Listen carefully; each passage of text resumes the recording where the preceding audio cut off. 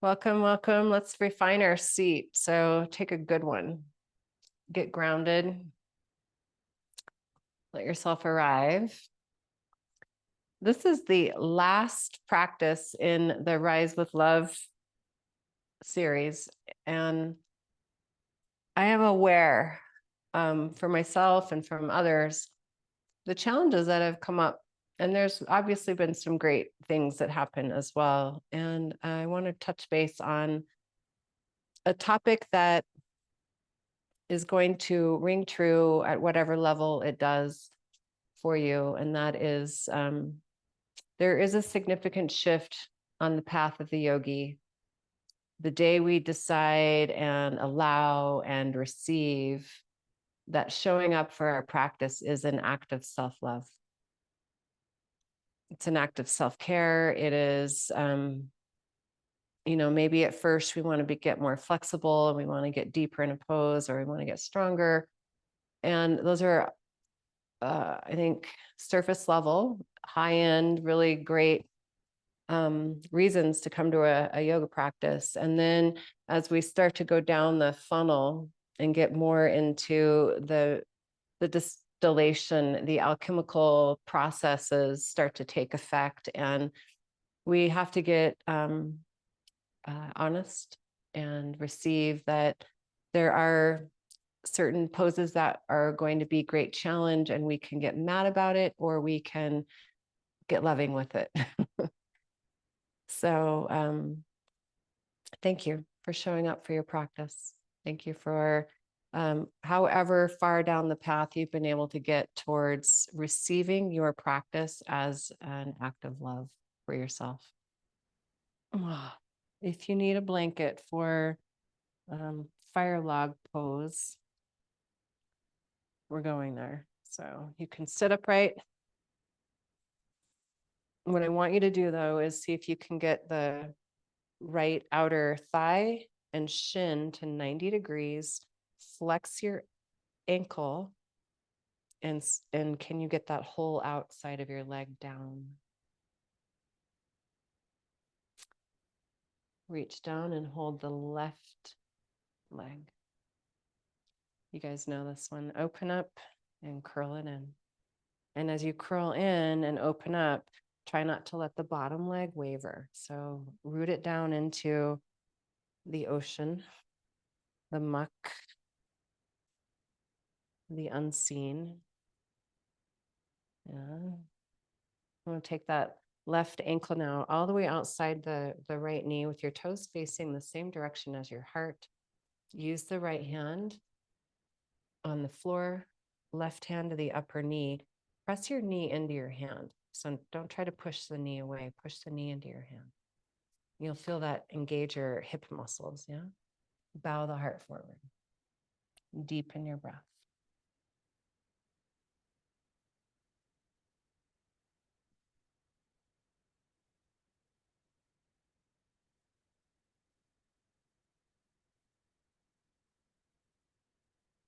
Inhale to lift your heart. Pick up your left foot, place it, sole of the foot down onto the inner upper, just above your knee. Yeah. Now flex your toes, lift your toes up.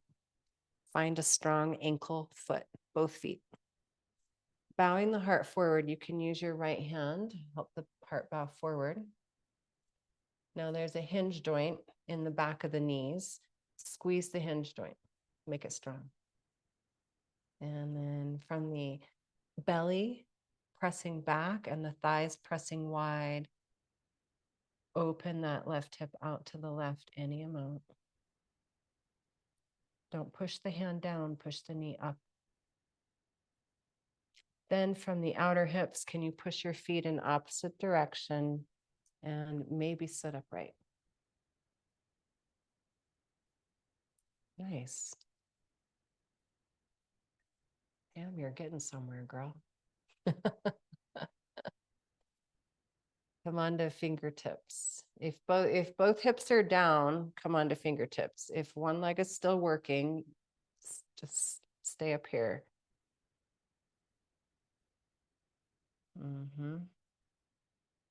But if you're on fingertips, pull everything into the core of who you are. Retrieve those parts of yourself, the ones that are feeling wounded and bruised and beat up and broken. And let it out with an exhale. And let the next in-breath be a really kind, like, I got you, I'm here for you, we're going to make it, it's all good. And that's the wash, rinse, repeat of the yoga forever. I got you, I'm here for you, it's all good. And lean to your right to come out, unplug, release. Let's take your legs not to your widest, Upavishta Konasana, not to the widest, but a good width. Expand, thighs back and wide.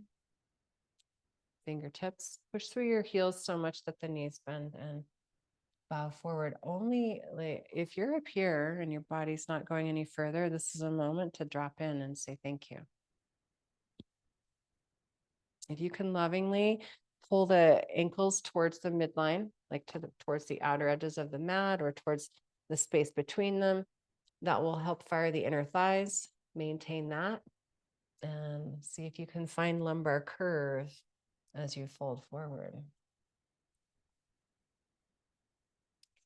A little motion in the ocean, tick-tock.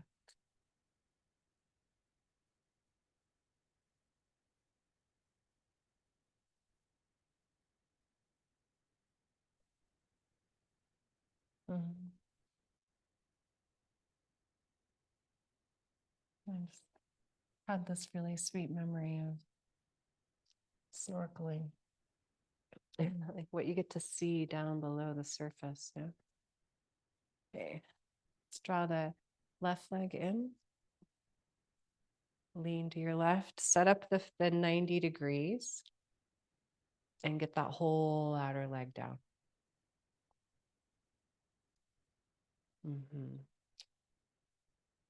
Let's rewire the notion that it's the top leg you're trying to, it's not the one doing the work. So everything rises from below.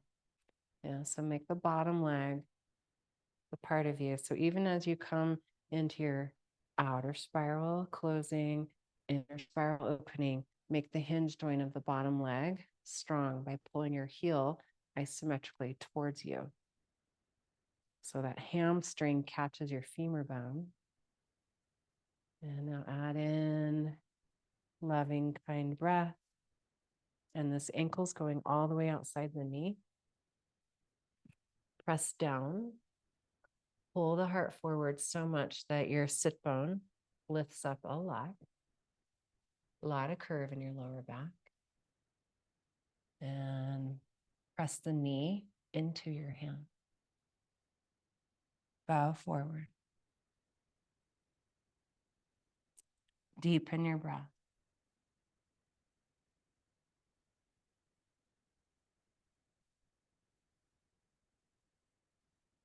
Stay anchored in the support below and lift up. Place the sole of your foot. Yeah, down. And then here's an interesting thing. Your top leg wants to go away from you. The bottom leg, however, actually needs to see if you can widen the femur bone towards that grounded wrist.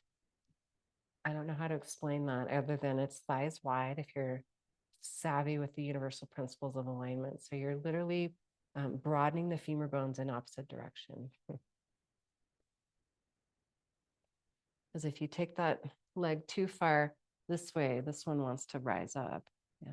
So keep it down, keep it wide. Use your core, push the upper thigh back.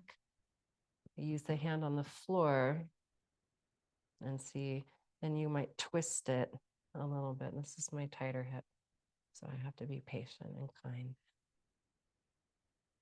You're coming to fingertips. Deepen your breath. If you're staying up and working, thighs back and wide. Give it little baby rocks. They're not haphazard. They're like you were. I had to hold my cat a lot today. He just wanted to be held forever and ever and ever. And I'm just holding him and rocking him. Like he's getting over a nasty illness. So just think about whatever you would hold in that sweet, loving way and nurture yourself. Yeah. Inhale, rise up. Spread the legs. Thighs back and wide, manual with hands. Squeeze to the midline. Spread your toes. Push through your heels. Tick tock.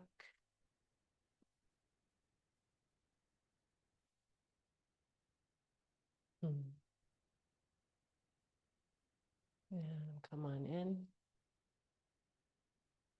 Fold the right leg in so that your shoelace side is down. And if the knee's still popping up, sit up on another blanket and use a block.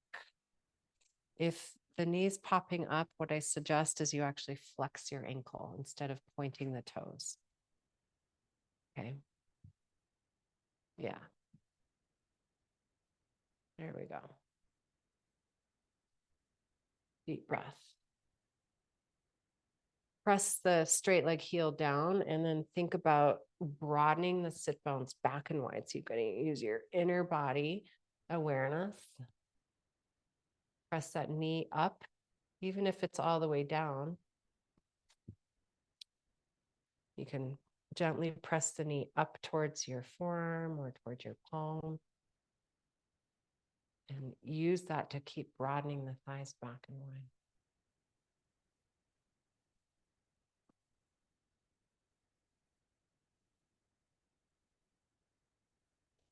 Inhale to rise. Switch sides.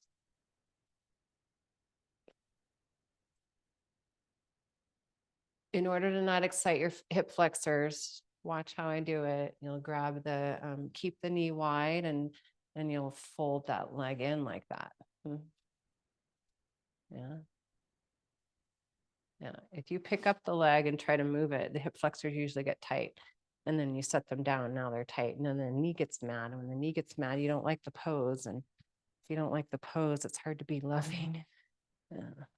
So pull everything towards midline.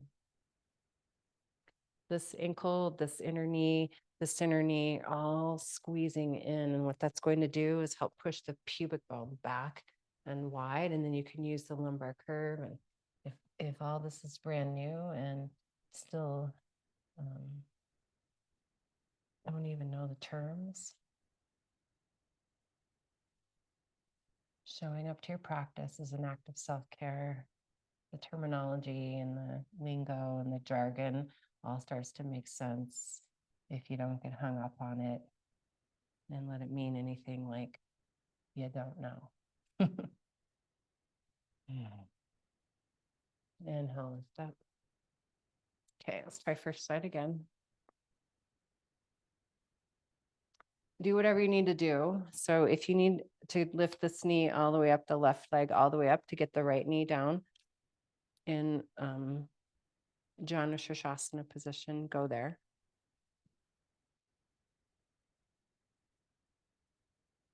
Lift that left leg. Point your toe. Sit up taller in the lumbar spine. You can unplug the lifted hip enough to get that whole outer bent leg down on the floor.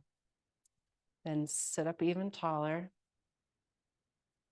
Bring it around. Wherever your shoelace side of your foot meets your leg, let it rest. Rest in your breath. If it doesn't rest on your leg, set it down here and rest in your breath. Yeah. And then heart forward. Knee up. Really strong pointed foot if it's on your thigh. Now, if you can, see if you can work your motion of your ocean here.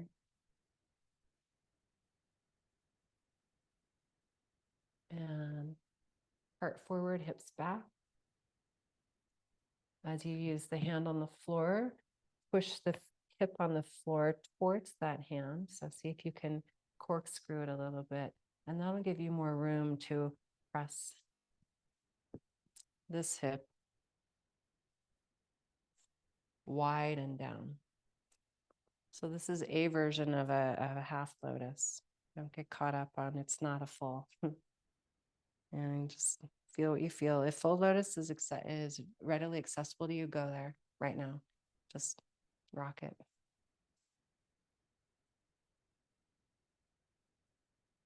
Unwind.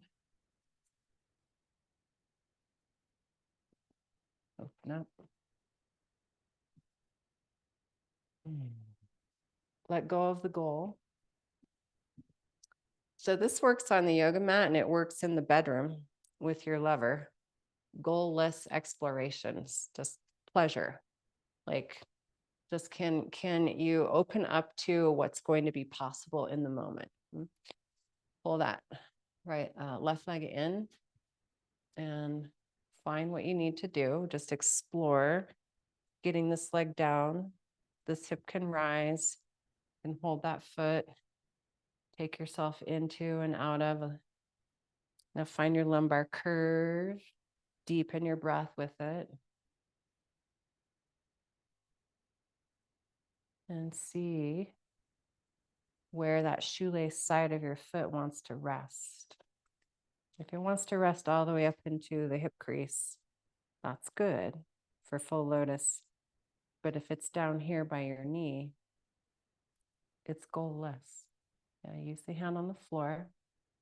Push that hip wide. As you bow the heart forward, try not to get the knee down. Push your hip down first. The outer hip down first. That's the important part. And move your breath in and let it bring the gifts of the practice to the surface. What's working? What feels good? How can you love the pose more? A version of half lotus, yours. Lean to the bottom leg side and come out ankle foot intact.